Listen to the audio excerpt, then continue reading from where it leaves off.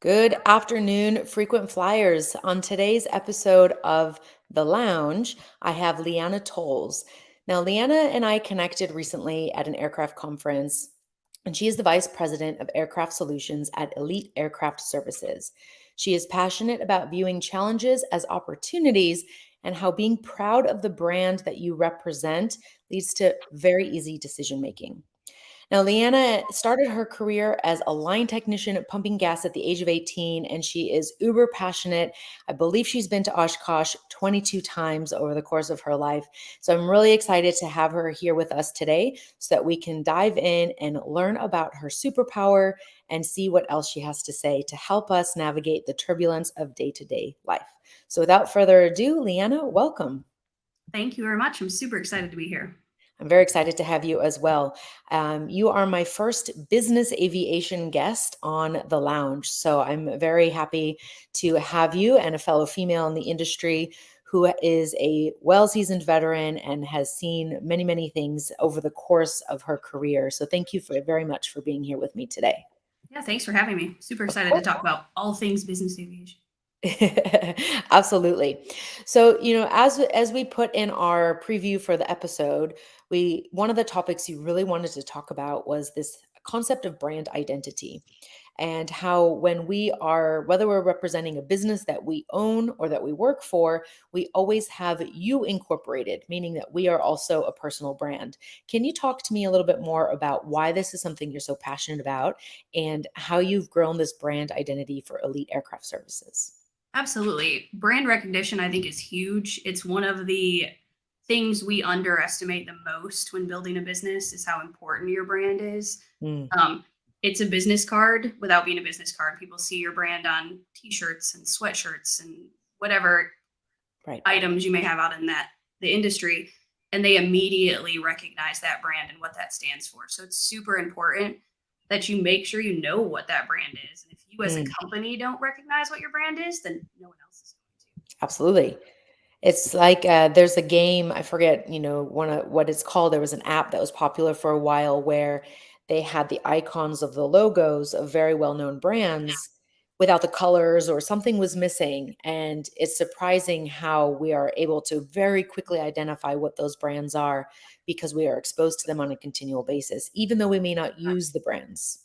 Correct. And I think it's also important to recognize what that brand means to you Mhm. and the emotions it can bring up, or like it literally is instantaneous. Yeah. Your body reacts to seeing a brand in some way, shape, or form. I love that you touched on the emotional part of this because in aviation, a lot of people go running for the hills if that word is used. Yeah. And, and yet, emotion is how people make purchasing decisions. It Very, is very how good. people make any decision. But when we have a business and we want to encourage customers to work with us to purchase our services, we need to hit the emotion nail on the head.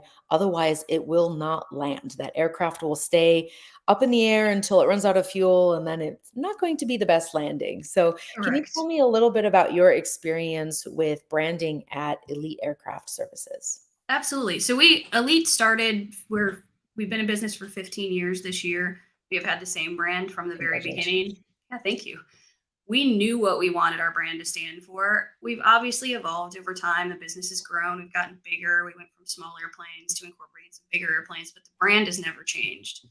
The name that we chose was specific. We wanted our business to be the best we could be in the industry that we were in, and that's what our brand stands for. And so every day we make a conscious effort to not only externally, but also internally make sure our team understands how important that is. Like you're wearing that brand with pride. I've got some great friends who wear our brand who don't work for us, and Beautiful. they wear it with pride. And it literally makes me the happiest on earth to see our brand out there, especially with people who aren't quote unquote getting paid to wear it, but they're Absolutely. just excited about it. And I think that's super important for a company, especially in aviation, because like you said, Absolutely. we don't talk about emotion in aviation, but airplane purchases are emotional. They Yes. are. And the best way to really understand that is to know that when you see that brand and it evokes that emotion, you immediately know, I trust that brand. I want to be Right. part of that. It's about how that brand makes you feel, and the trust is super important, especially with such a high price point, but also because of the nature of why people are going to private aviation in the first place. It's security, it's privacy, sometimes it's status, usually it's productivity and being able to get to, the type of clientele that you serve. The airlines may not fly into the airport they need to get into, right? And so that is why you exist, and being able to make that experience a nice experience. I mean, anyone who's listening, think about the last time you flew on an aircraft. What was that like, right? What airline did you fly, and how did that compare when you flew maybe Southwest versus Singapore Airlines, right? The experiences are going to be very, very different. And so that feeling that you can leave people with, you want that to be a good taste in your mouth. As you said, those people will become brand ambassadors for you. Yeah, 100%. I think having brand ambassadors, especially outside of your company, is valuable beyond anything you can imagine. Obviously, the people that work for you are proud of the brand. They want to build the brand and make it better, but it's also good to have those people who are passionate. Our customers are super passionate about our brand, which I love. We have some that have been with us for 15 years and they wear the brand with pride. They know the brand stands for safety, and it does stand for that kind of elite status, but also privacy and respect and fun. Aviation is fun. It's a good time. I love it. And I think what's also important to note is not only what you do stand for, but what you stand against, right? A Yep. brand can't be everything to all people. And so knowing what you want and what you want to be remembered for is just as important as knowing what you don't want and what you will not Correct. associate or tolerate with. Yeah. Being unapologetic about your values as a business is huge.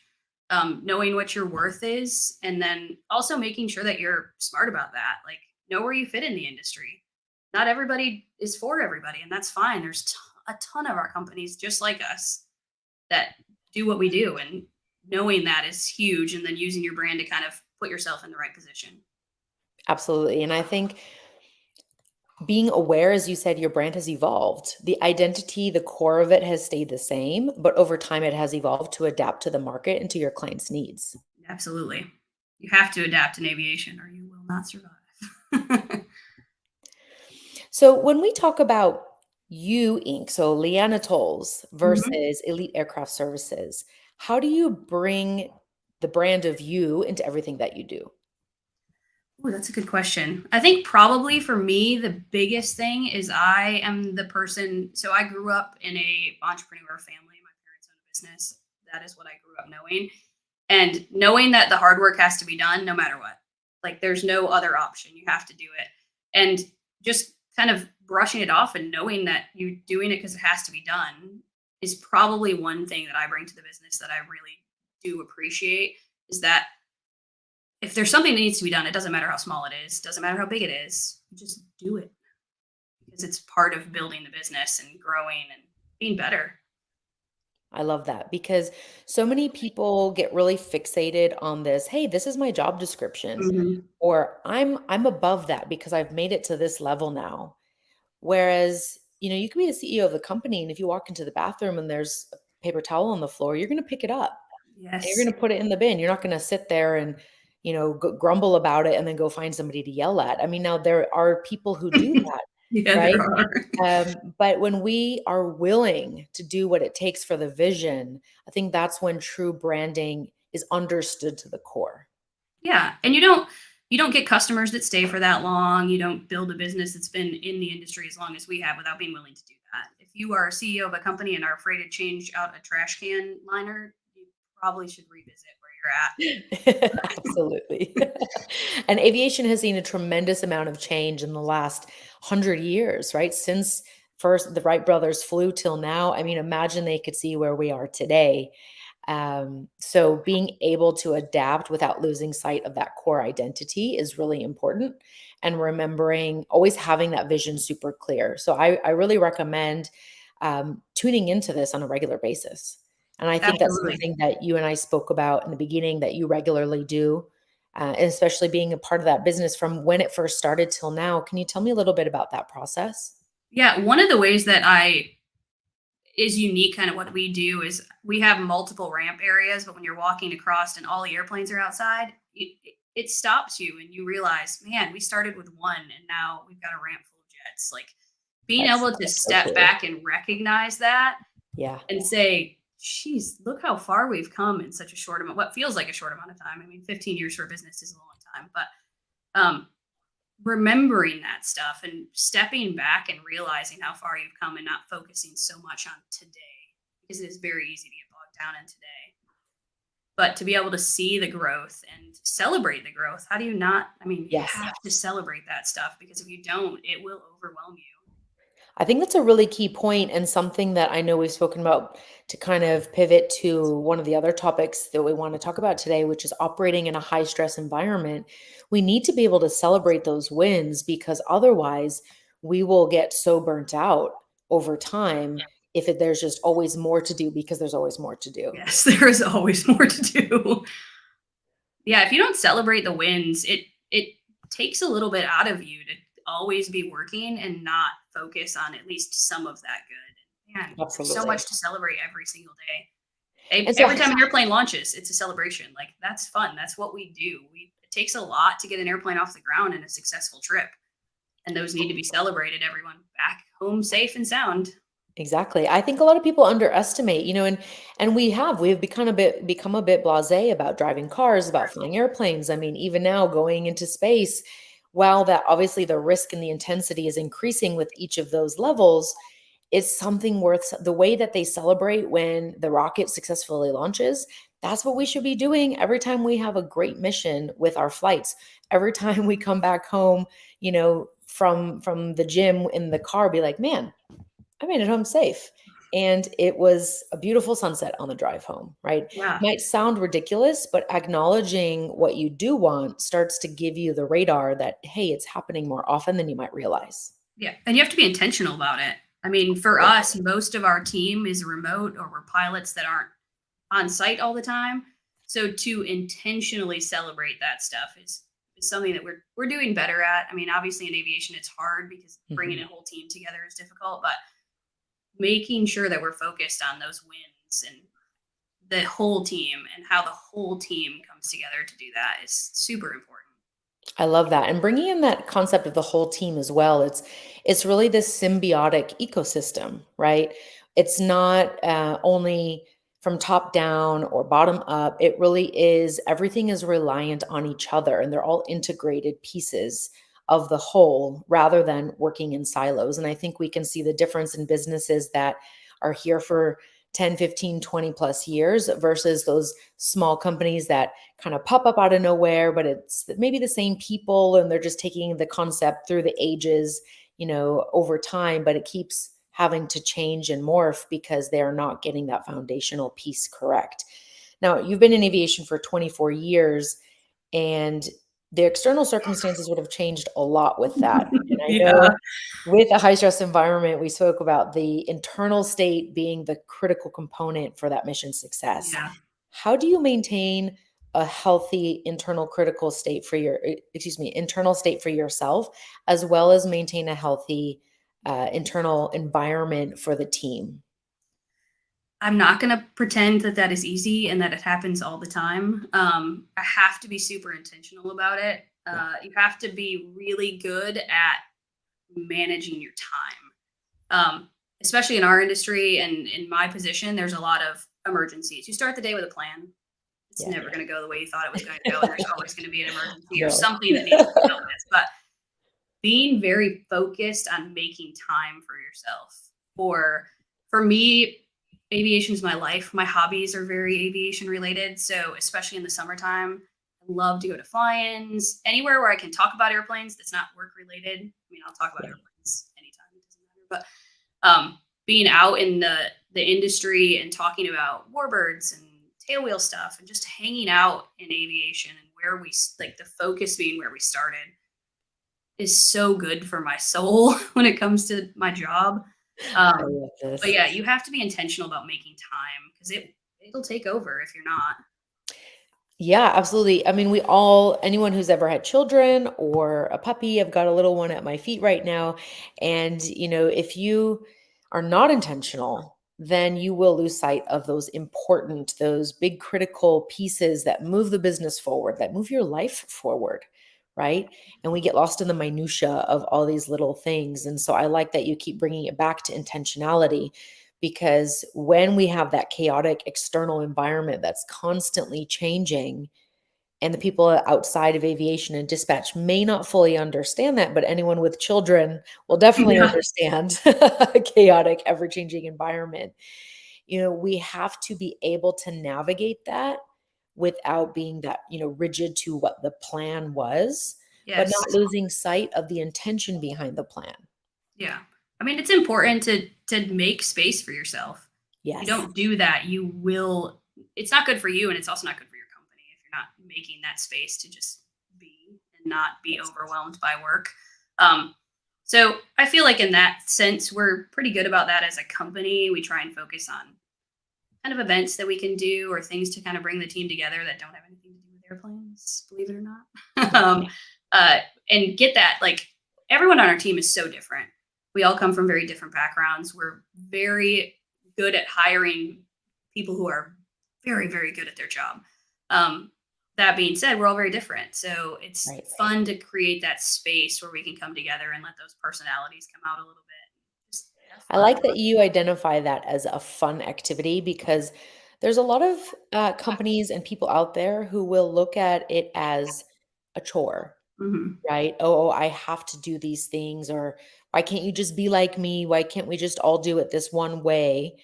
And yet it can be an extremely fun and a great bonding experience to understand how the people around you are motivated. What's their intention for why they're Yeah. in this job versus your intention? What's the intention for them studying that particular course or asking that question? And when we can apply that lens of curiosity, it allows for a much better experience. Yeah, I would agree with that, especially considering in what we do, everything has to be a lot the same, right? So your flight Right. instructing, everything has to be the same. You fly an Yes. airplane the same way every time. So a lot of that ability to be unique disappears. And so giving people the chance to do that in an environment where you can have fun. And I'm not going to pretend that we don't all go into it thinking this is just one more thing we have to do. Right. But it's always fun. No matter what we do, by the time we're finished, everyone's had a good time, everyone's laughing, and it's super important to have those moments, even if in the beginning it feels like it's one more thing to add to your schedule. Right. And that can be the thing. A lot of times people think, like, tell me what to do to be better at managing my time, or tell me Mhm. what to do to be better about whatever, insert activity. Right. And it's actually not about what you have to do, as in adding something. It's usually about reducing or subtracting something, right? Yes, I So would agree maybe with you're that. adding this focus and this intentionality, but you can let go of some of the things that are not adding value to your life or to the mission.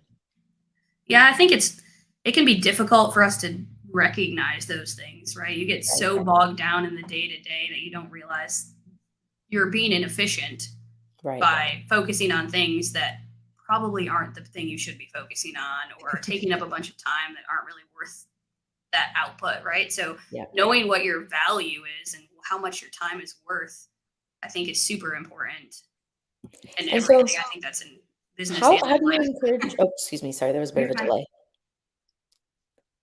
How would you encourage someone who might be struggling with that? Who's maybe they're earlier on in their career, they've recently gone through a pivot, and they're now questioning, well, what is the value that I bring? And maybe the value I brought before is not what I want to continue bringing. I think the most important thing is to step away from the work and focus on what drives you as a person, Mm, not in your business, not at your desk, but what is something you are so passionate about as a person? Or if you can't think of something you're passionate about, because I know that's difficult for some people, what do you just like to do? yeah, Like, what is something in your day to day life that you love to do and that really makes your heart happy? And find ways that that can be incorporated into your job. Because if you don't, it's not going to be fun. And then you're not going to want to keep doing it. So finding that one thing or that couple things that you really light up about in your regular life that you can find ways that those fit into your job, I think is super important. I love that. And it can be as simple as that. It doesn't have to be, maybe you like to read right? So how can you build in, look at your time management, where can you find and create that space to give yourself that opportunity, right? Or perhaps to go and, call that friend that you haven't spoken to in a while, or go to that networking event. Everything we do is a choice. And when you have the right intention and you have the right clarity, it becomes easier to make those decisions, which is something that we talked about in creating this podcast. Yeah, I think if when you said clarity, I think that's super important because I'm a reader. I love to read. I think it's one of the things that I do probably to reduce stress the most. And what Yeah. I read mostly fiction, but what I've tried to do is read more like business stuff, more educational stuff, as well as my fiction. So bring that in. So I'm kind of working on my own furthering education. We talked, I think you mentioned the CAM thing, the amount of reading involved in CAM stuff is insane. But Yes. finding ways to bring stuff that you're passionate about and hobbies into your job that will actually make you better at your job. The more Oh, clarity absolutely. you have in your day-to-day life makes you better at your job. I mean, there's no way around it. And unless your job is something that you just go in, clock out, and go home and just get a paycheck, which in aviation is not something any of us do. Right. Most people in aviation are insanely passionate about their job, and so finding a way to bring your life and your work together and creating that balance, if you want to call it a balance. I think finding a work life balance is difficult. Just depends Yeah, on I the use the word season. integration. I Yeah. would use it. Balance is not really the right word. Yeah. Right. It's hard for me to really have an opinion on that just because my work is like I am so passionate about what I do, and it's for me my work is a lifestyle, it's not a job. Yeah. But finding ways to integrate the two together is huge. Like taking your kids to an air show. I love to bring my nephews to the airport when I can. I Yeah. haven't done it in a while, and I owe them an apology, but I'm sure seeing their energy and, that yeah, little kid energy when they're in an air show is just so infectious. And it I is like that you said the amazing. word lifestyle, because for some people, working is a big part of their lifestyle and they Mhm. love it and they get so much joy. It's not about this, "Oh, only work 20% of the time." If I only Mhm. worked and was active 20% of my time that I was awake, I would languish because Yeah, I wouldn't be challenged. correct. Like you, I like to read, I like to learn. And so for everyone listening out there, it's about finding your own personal formula and understanding we don't operate in silos. Nothing in nature operates in a silo, and businesses try to do that, and we're now seeing that kind of deconstruction and reintegration where there's more OJT, there's more hybrid models of management. There's that bringing that full self to work rather than let me put on this monkey suit and fit in a Right. box, right? It's how can you be the best at what you're doing? And for those who clock in and clock out that may not have the same passion like we do for aviation, how can you be fully present and intentional so that when you are doing that task, you are excellent at it and you can choose to have fun with it, right? Yeah, you can't And leave your maybe, personality at home when you come to work. no, You no, can't. If you do exactly. that, you're in the wrong job. Have you ever seen those videos of the Indian, like they direct traffic and they're like dancing to music as they Yes, do it I and they're have. super expressive? Yeah, I mean, every time I watch it, it makes me smile from ear to ear because it's like that would be a boring job. It's hot, you're in the sun, right. and yet they found a way to make it fun. They chose, hey, I'm going to make this enjoyable. I've got to spend 8 hours a day here, maybe more. I'm going to have fun with it.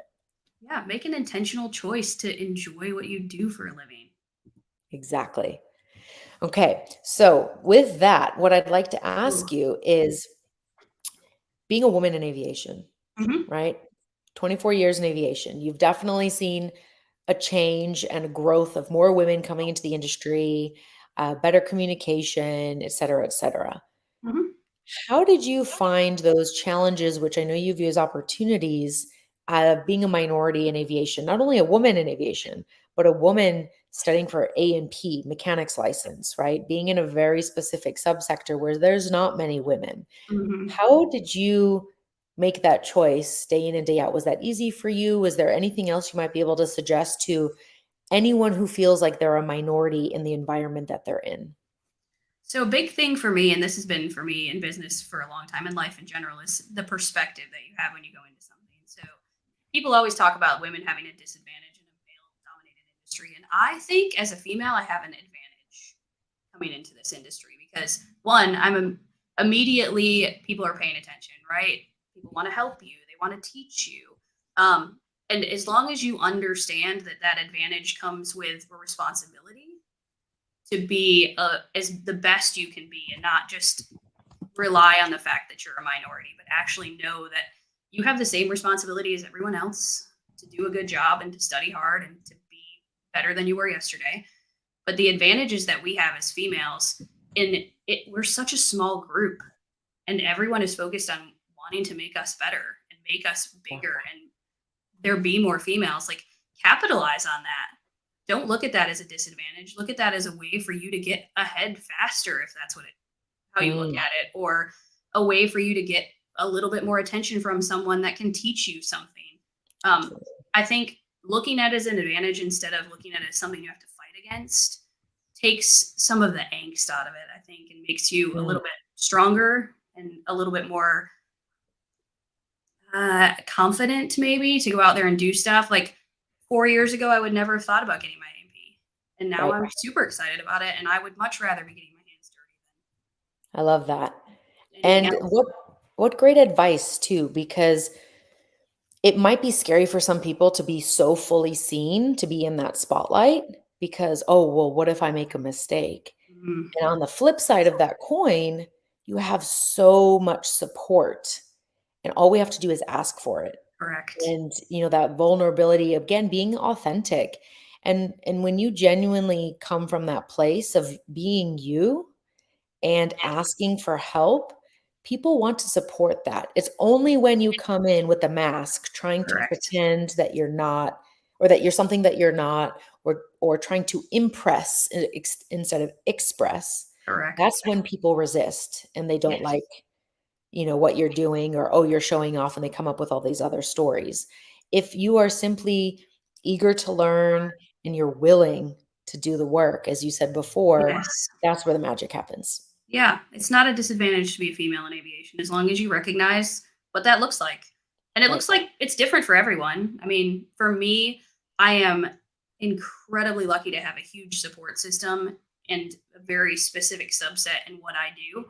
But the minute you go into it with a negative attitude that you're going to have to fight harder than everyone else, you're going to have to do, okay, don't focus on that.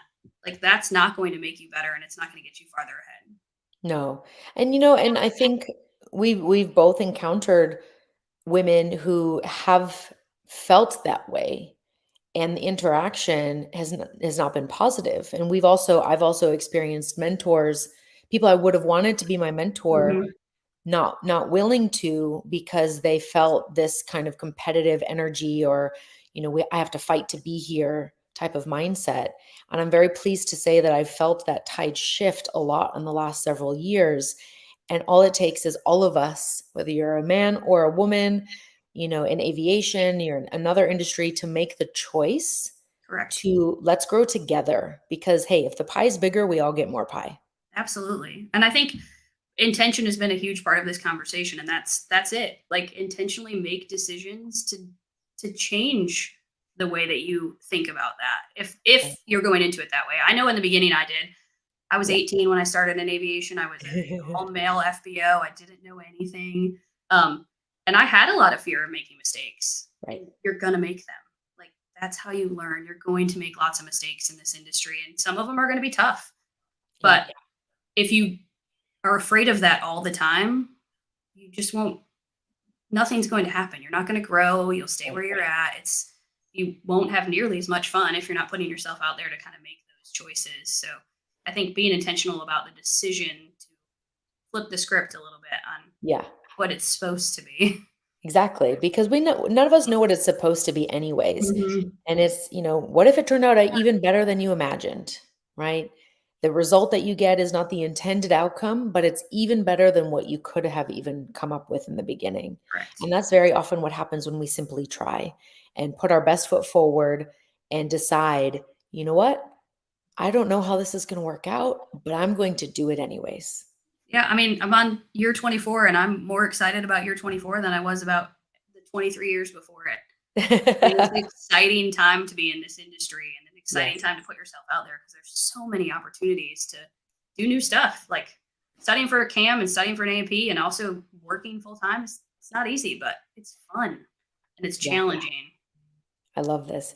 Okay, so now you know the questions I'm going to Yes, ask because I ask all my guests. correct. So I'd like to ask you based on all the pivots you had in your life, because I believe the pivot is your superpower. What would you say your superpower is? So I had a conversation with a good friend of mine last night and a little bit today, trying to figure out exactly what I thought this was.